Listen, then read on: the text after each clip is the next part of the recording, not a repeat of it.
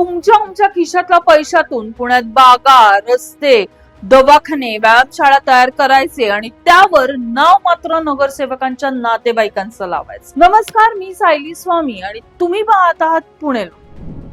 पुणे महापालिकेच्या याच अजब कारभाराचा आज आपण पंचनामा करणार आहोत. नागरिकांनो, पुणे महानगरपालिकेच्या 165 नगरसेवकांनी एकत्र येत 18 मे 2026 रोजी एक अजब ठराव मंजूर करून घेतलाय.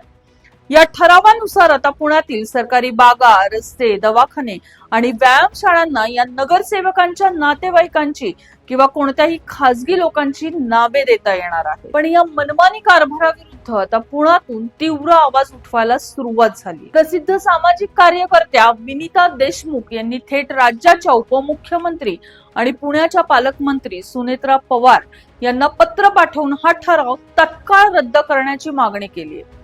लोकांचा थेट आरोप आहे की जनतेच्या पैशातून या सुविधा तयार होतात आणि नेते मंडळी मात्र त्यावर स्वतःच्या कुटुंबाची पाटी लावून त्याचं अप्रत्यक्षपणे खासगीकरण करतात. हा प्रकार म्हणजे प्रामाणिक करदात्यांच्या पैशांची थट्टा असून त्यामुळे पुण्याच्या सांस्कृतिक अस्मितेला आणि सौंदर्याला मोठा धक्का पोहोचतोय. जनतेचा पैसा आणि नेत्यांची नावं हा चाललेला खेळ तुम्हाला पटतोय का? तुम्हाला काय वाटतं, यावर बंदी आली पाहिजे का? तुमच्या प्रतिक्रिया कमेंट बॉक्स मध्ये नक्की लिहा आणि अशाच रोखठोक बातम्यांसाठी पाहत राहा पुणे लोक.